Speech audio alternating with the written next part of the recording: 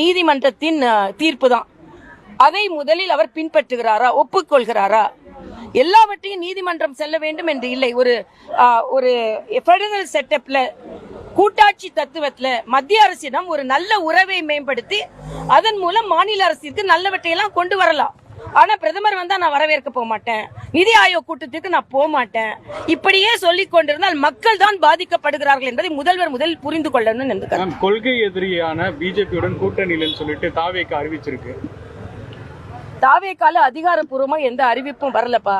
தேவாக்காவோட தலைவர் தம்பி விஜய் அவர்கள்ட்ட இருந்து எந்த அறிவிப்பும் வரல. அதனால யாரும் அதான் சொல்றேன், அதிகாரப்பூர்வமாக தம்பி அவர் தான் தலைவர், அவங்க கிட்ட இருந்து எந்த அறிவிப்பும் வரல.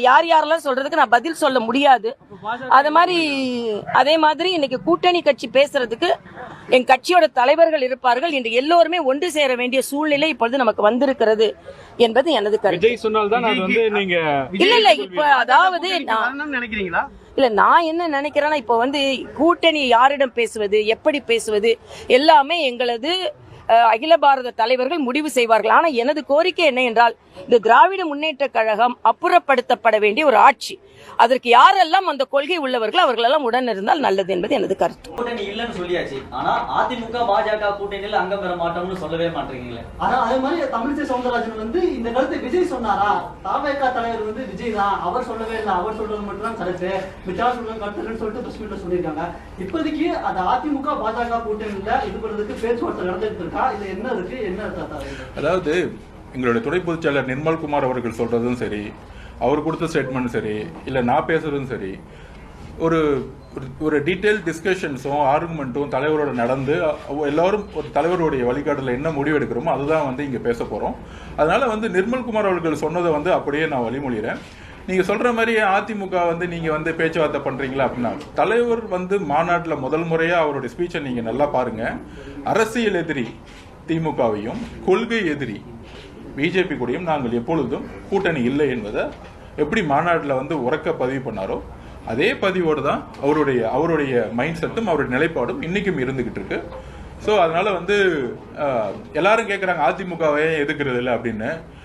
ஒரு எதிர்கட்சியை போய் எதுக்கு எதிர்க்கணும், அதுதான் புரியல. இல்ல இல்ல இன்னைக்கு எல்லா விஷயத்தையும் அதிமுகவை தாவேகா எதிர்க்கிறதே இல்ல, இது கூட்டணிக்கான அஸ்திவாரமா? அப்ப ஒரு நிமிஷம், அதிமுக பிஜேபியோட சேர்ந்த உடனே அடுத்த நாளே ஸ்டேட்மெண்ட் வந்துருச்சு, அதிமுக பிஜேபியோட சேர்ந்தது தவறு அப்படின்னு ரொம்ப தெளிவா ரெண்டு பேஜ் ஸ்டேட்மெண்ட் உங்களுக்கு வந்துருச்சு. அதுக்கு மேல என்ன எங்களோட நிலைப்பாடு நாங்க சொல்லிட்டோம். அதுக்கு மேல என்ன பண்ணணும், அவங்க பவர்ல கிடையாது. மக்கள் ஆல்ரெடி அவங்களுக்கு ஒரு பனிஷ்மெண்ட்ஸ் கொடுத்து அவங்களுக்கு ஆல்ரெடி பல தேர்தல்களில் தோல்வியிட்டிருக்காங்க. ரீசெண்டாக நடந்த 2024 தோல்வியிட்டிருக்காங்க. ஸோ எல்லா தேர்தலிலும் தோல்வியிட்டு ஒரு கட்சியை எதுக்கு நாங்கள் எதுக்காக என்ன ரீசன்? அதுதான் சொல்றேன்ல, ஒரு ஆப்போசிஷன் பார்ட்டியை எதிர்க்கக்கூடிய ஸ்ட்ராட்டஜி என்னவா இருக்க முடியும்? மக்கள் திமுக ஜெயிக்க வச்சிருக்காங்க நீங்க சொல்லிட்டீங்க.